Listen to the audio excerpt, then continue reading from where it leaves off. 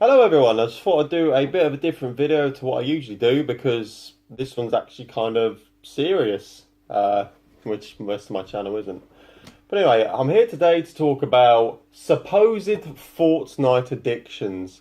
Now, this all started when a 9-year-old girl was sent to rehab because she apparently had an addiction to Fortnite. Not video games, just to Fortnite. Now, the first and foremost problem with this story is that Fortnite is a Peggy 12 rated game, so in theory she shouldn't have been playing it in the first place.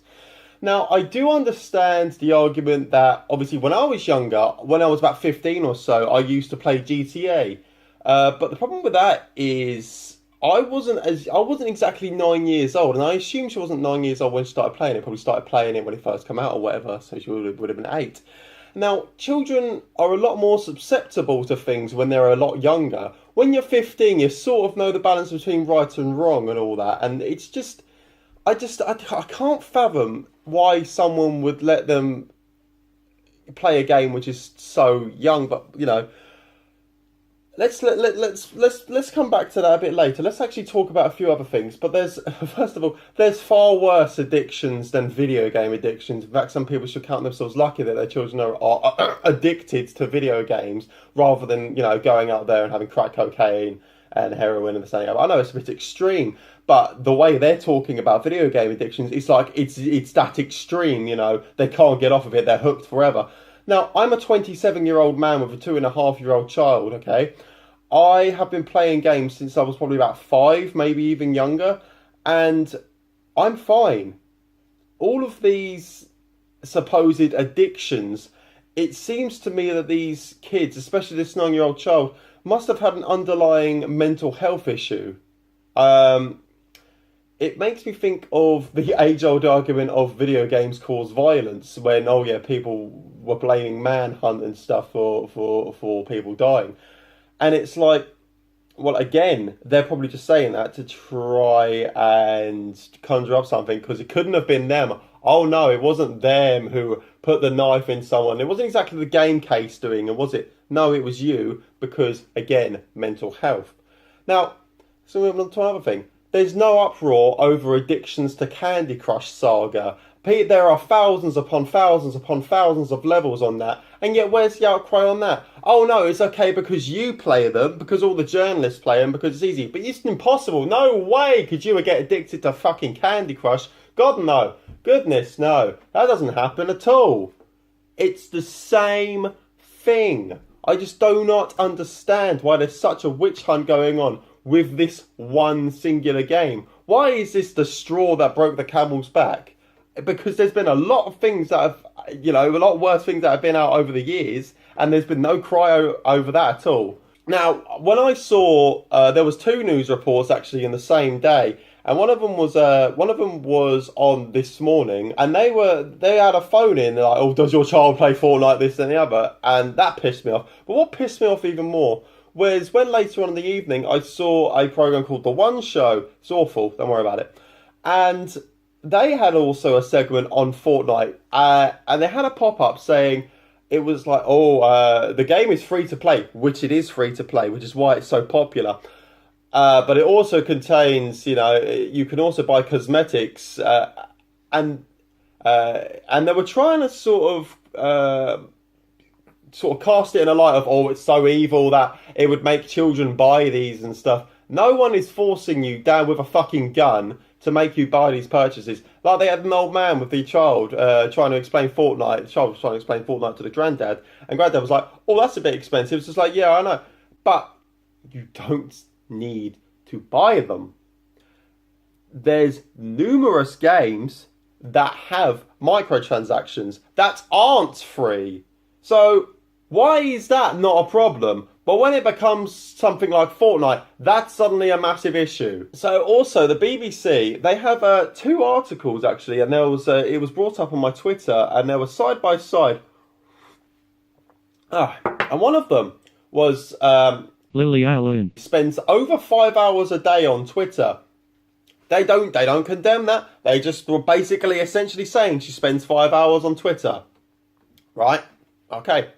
Then there was the next article, again by the BBC, saying child gaming addicts spend over 20 hours a week playing video games. And they mention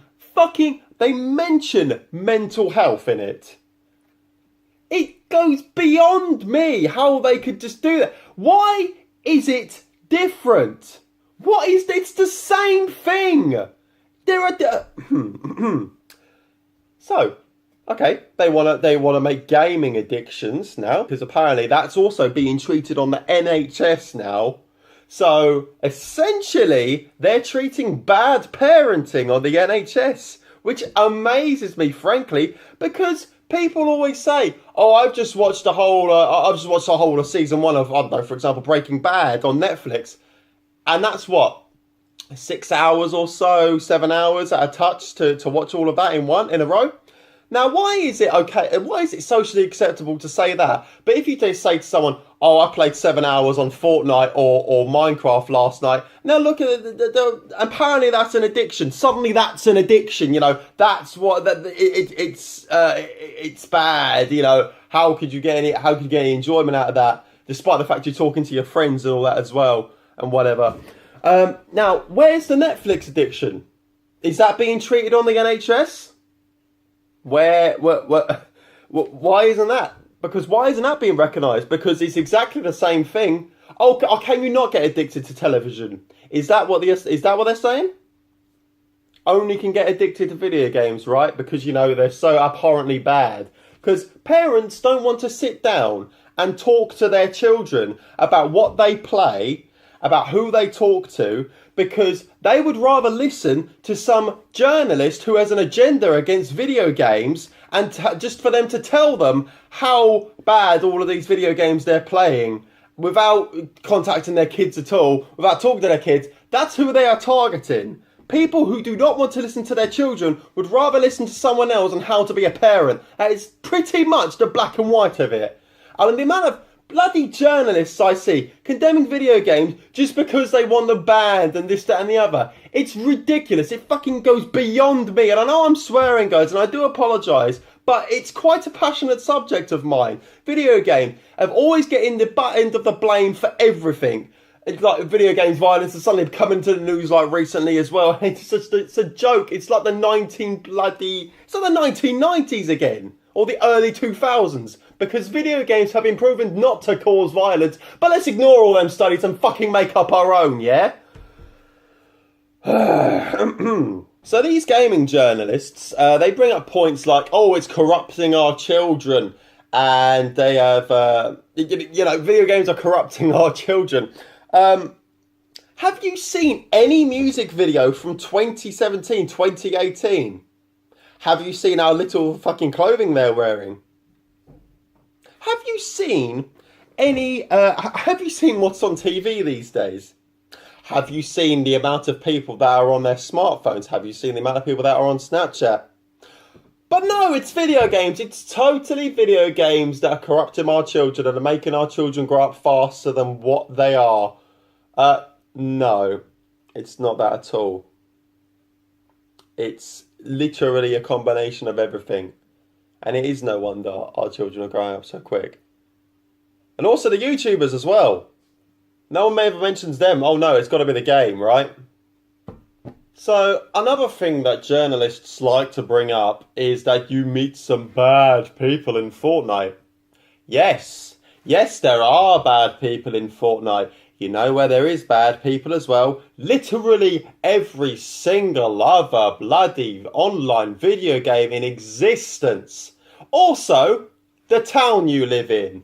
When you go to work, when you go to the movies, everywhere is full of arseholes. And that's just the way we are in this world. Unfortunately, not everyone is as nice as me. Well, don't mean to be up my own arse, but I'm nicer than most people. I don't like to confront people with crap. Like most, I don't know, there really are some arseholes out there. And you know what the great thing about video games is? If someone starts becoming an arsehole to you, there's a great thing called a block button, so you will never have to see them ever again. You won't ever have to encounter them.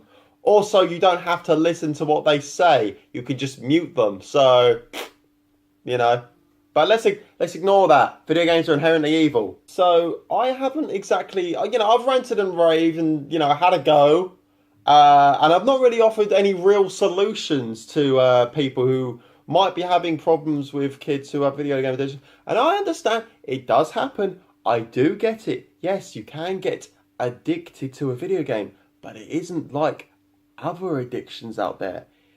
But if it really is becoming a problem, instead of checking them into the NHS and wasting doctors' time, what you could do instead is contact your internet service provider like BT, Virgin, Sky, whoever it is you're with, and then ask them to limit the amount of internet you get on the console.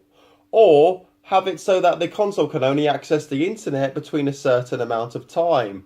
Between, have it so that it turns off at, 9 p.m. until 7 or something in the morning. Whatever. Something along them lines.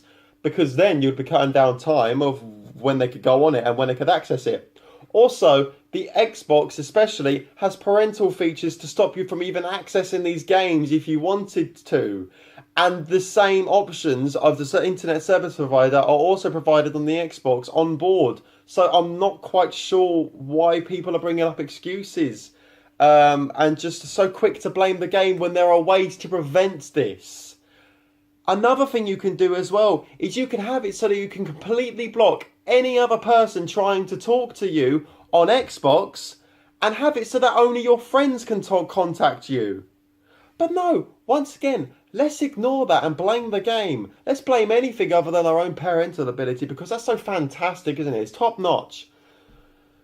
There is no excuse. And while there might be a point to be made about video game addiction, singling out Fortnite is absolutely ludicrous and it's wrong. It is wrong. Because no other game has been singled out like that apart from when people bring up GTA and violence. But it's the same thing. It's bollocks. And it doesn't make sense because if you're going to make video games and addictions, then you're going to have to make smartphone an addiction, TV series is an addiction, fucking Netflix is an addiction, YouTube is an addiction.